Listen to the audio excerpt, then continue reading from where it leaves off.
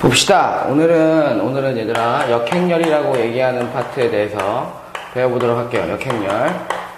역행렬이라고 얘기하는 것은 어떻게 보면 같은 형태의 모양을 가지고 있는 우리가 A라는 행렬과 X라는 행렬에 의해서 나타내는 건데, 이런 생각을 하면 돼. A 곱하기 X는 X 곱하기 A는 단위 행렬 2의 형태가 나오는 거. 어떻게 보면 얘들아 이거는 숫자에서 설명할 때 A 곱하기 X 곱하기 X 곱하기 A는 단위 행렬에 그 항등원 2가 나오는 형태의 모습처럼 우리가 관심을 두고 있는 건 이 X라는 행렬인데, 이 X라는 행렬을 우리가 숫자에서는 A 곱하기 X는 이렇게 하잖아. A 곱하기 X는 X 곱하기 A는 2라고 얘기했을 때 요 X를 우리가 뭐라고 그러지? A에 대한 역원이라고 얘기했다고. 그지? 그러니까 행렬에서도 마찬가지로 두 행렬의 곱에 대해서 뭘 찾고 싶은 거야?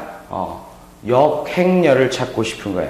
역행렬을. 그래서 X라는 행렬은 요 모양과 요 모양이 똑같다라는 거야. 역원을 찾는 형태처럼 곱셈에 대한 역원을 찾는다라고 얘기했던 것처럼 이거는 곱셈에 대한 역행렬을 찾는다라는 개념으로 X라는 행렬을 우리가 A의 역행렬, 인버스로 표시한다고. 왜냐하면 이때는 우리가 X라는 값을 A분의 1이라고 얘기했지, 곱셈에 대한 항등원이 1이었으니까.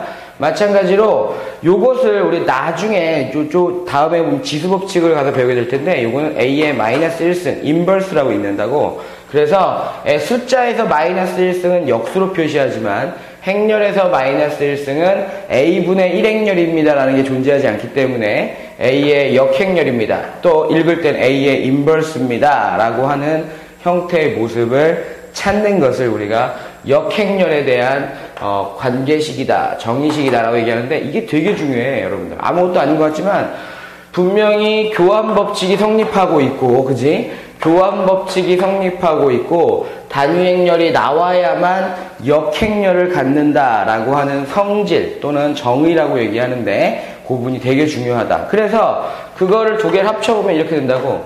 A 곱하기 A의 역행렬, A의 역행렬 곱하기 A는 단위행렬이 나옵니다 라고 얘기해서 두 행렬이 역행렬 관계에 있다면 역행렬을 두 개를 그러니까 원래 행렬과 역행렬을 곱했을 때 뭐가 나온다? 단위행렬이 나온다 라고 하는 상태의 모습을 알고 있어야만 합니다. 아시겠습니까? 반드시야, 반드시.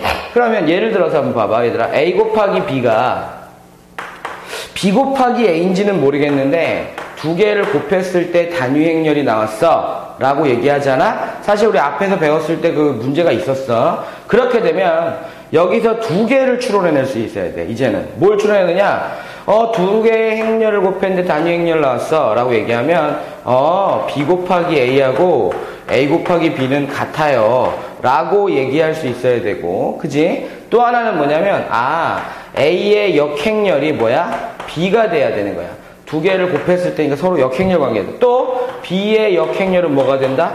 A가 되어야만 한다라는 모습도 알고 있을 때 우리가 문제를 풀어갈 때 도움을 받을 수 있는 거야. 이게 어떻게 보면 추론이지, 추론. 그지? 이런 식으로 추론을 해야 돼. 그러면 역행렬 어떻게 구합니까? 라고 하는 거잖아. 역행렬 어떻게 구합니까? 정의식에 의해서 문제를 푸는데 우리가 대부분의 문제를 푸는 게 전부 다 2차 정사각행렬이라고. 그래서 A라는 행렬을 얘들아, A라는 행렬을 A, B, C, D라고 두고 그 다음에 X라는 행렬을 X, Y, U, V라고 둔 상태에서 정의식에 의해서 역행렬 구하는 정의식에 의해서 요것을 계산하는 거야, 요것을. 또는 이렇게 계산해도 상관없어. 근데 이거 선생님 생략할 거거든. 그래서 여러분들 봐봐. A, B, C, D에 X, Y, U, V라고 얘기하는 것이 1, 0, 0, 1이라고 하는 것을 만족하는 상태. 그래서 이렇게 그어지면 되잖아. 이렇게 AX에 더하기 BY는 1입니다. 그 다음에 AU 더하기 BV는 0입니다. 또 그 다음에 CX에 더하기 DY는 0입니다. CU에 더하기 DV는 1입니다. 그래서 우리는 ABCD는 알고 있는 거야. 그지? ABCD는 알고 있지만 XY, UV를 구하는 거니까 요것을 얘들아 구하고 나면 X라는 행렬이 나오기를, 즉 A의 역행렬이 나오기를, 이게 역행렬인데 이렇게 된단 말이야. AD-BC 분의 1에, 잘 기억해야 돼. 여기서 얘하고 얘는 자리를 바꿉니다. 이렇게 자리를 바꿉니다. B하고 C는 부호를 바꿉니다. 부호를 바꿉니다. 이런 모습의 형태를 띠고 있다라고 하는 거야. 반드시 기억해야 돼. 그런데 문제가 생겼어. 얘네들은 상관없지만 얘들아 요게 문제가 생겼네.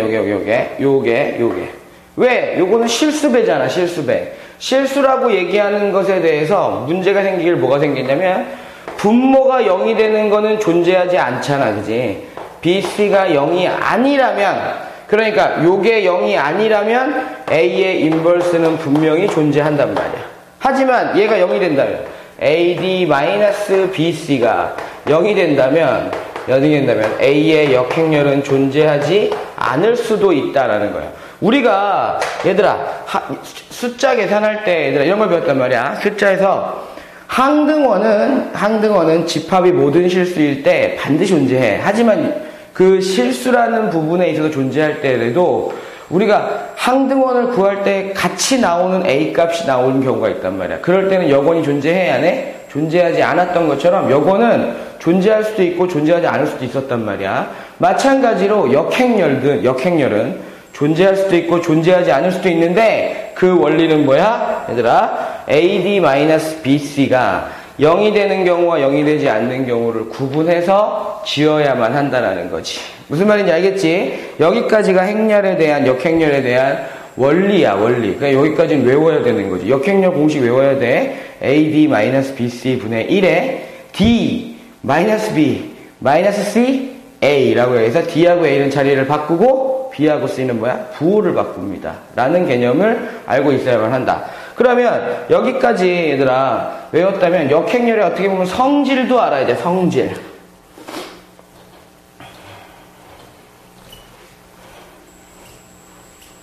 역행렬의 성질인데 뭐 역행렬 성질이 있습니까? 라고 얘기할 때 역행렬의 성질 이라고 하는데, 역행렬의 성질은 얘들아 이렇게 기억을 하자. 어떻게 기억하냐면 우리가 역함수 있지? 역함수를 배울 때 성질과 아주 흡사해. 아주 흡사한 게 아니라 거의 똑같다라고 해도 과언이 아니야. 첫 번째 성질이 뭐냐면 이런 거야. 첫 번째는 성질 자체가 원래는 정의에 다 나와 있다. A 곱하기 A의 역행렬에다가 A 곱하면 뭐 나오는 거냐? 단위 행렬 나온다. 아주 저기 중요한 거지. 그러니까 이게 무슨 의미야? 이런 행렬과 이런 행렬, 역행렬 관계에 있다면 두 개를 곱하면 반드시 단위 행렬 나온다. 이건 성질이야. 그지? 근데 역함수에서도 그러잖아.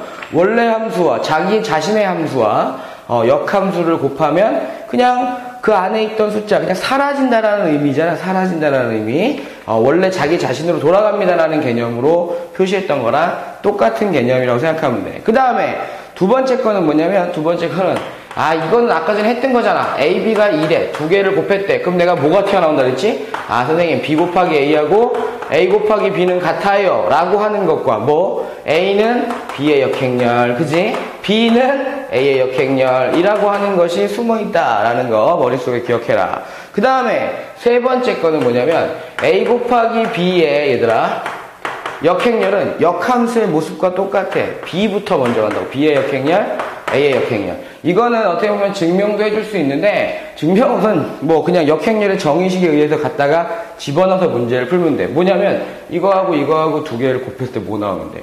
역행렬, 그러니까 단위행렬 나오면 되는 거잖아. 그지? 그런데 여기서 기억해야 될 거 뭐냐면 A 곱하기 B에 A 곱하기 B에 역행렬이 있다면, 그지? 역행렬이 있다면, 존재한다면 이렇게 하면 A도 반드시 역행렬이 있어야 되고 B도 반드시 역행렬이 있어야 된다라는 거야. 둘 중에 하나만 역행렬이 있다면 존재하지 않을 수도 있다라는 거.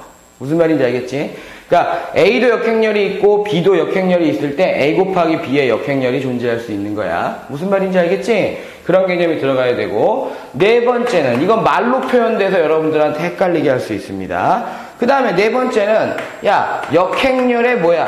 역행렬. 다시 원상복귀 되는 거지, 뭐. 역함수의 모습처럼. 역행렬, 역행렬입니다. 라고 하는 거. 그 다음에 이거는 뭐 같은 건데, 야, 숫자. 단위행렬. 1에다가 역행렬, 역수한다 그러면 1이잖아, 그지? 똑같지, 뭐. 단위행렬에다가 역행렬 해도 단위행렬. 직접 찾아보시면 됩니다. 무슨 말인지 알겠지? 그 다음에 다섯 번째, 엄청나게 중요한 거야. A의 역행렬의 n승이라고 하는 건 A의 n승의 다시 역행렬인데 이게 무슨 말이에요? 라고 얘기할 때 이것도 선생님 뭐 공식이 뭐 어렵습니까? 자리 바꾸면 되는 건데 아니야. 뭐가 중요한 거냐면 이게 중요하다고. A의 n승에 얘들아 역행렬이 존재한다면 있다면 이거잖아. 있다면 반드시야 A의 역행렬도 있어야만 합니다. 그러니까 A의 역행렬이 존재하지 않는데 A의 n승의 역행렬이 존재하겠어? 그렇지 않다라는 거. 말로 표현돼서 문제를 푸는 경우들이 있으니까 여러분들 행렬에서 이런 것들 아주 중요하다라고 생각하면 돼. 그 다음에 뭐 6번 같은 경우에는 실수배가 있을 때 역행렬인데 얘들아 KA라고 되어 있을 때 그거에 역행렬 하게 되면 숫자처럼 생각하면 돼. K에 마이너스 1승 실수배니까 교환법 성립하고 뭐 자유자재로 왔다 갔다 할 수 있잖아. A의 역행렬입니다. 그럼 얘 어떻게 해요? 라고 얘기할 때 K분의 1에 그냥 A의 역행렬이라고 얘기할 수 있습니다. 여기까지가 이제 기본적인 내용인데 뭐 사실은 여러분들한테 꼭 외워야 된다라고 하면서 문제를 풀리는 경우도 있지만 여러분들이 역행렬에 대한 원리만 좀 알고 있고 역함수의 공식처럼 문제를 풀어가고 있는 모습과 거의 흡사하기 때문에 3번 공식과 5번 공식만 정확하게 이해하고 말로 이렇게 표현할 수만 있다면 얘들아 말로 표현할 수만 있다면 문제를 풀어가는데 그렇게 어려움이 많지는 않을 거야. 이번 시간에 반드시 외워야 될 거 역행렬에 대한 뭘 알아야 된다? 얘들아 구하려고 하는 공식을 반드시 암기하고 있어야만 합니다. 아시겠죠? 여기까지 역행렬에 대한 설명이었고요. 잠시 후에 문제 풀어보도록 하겠습니다.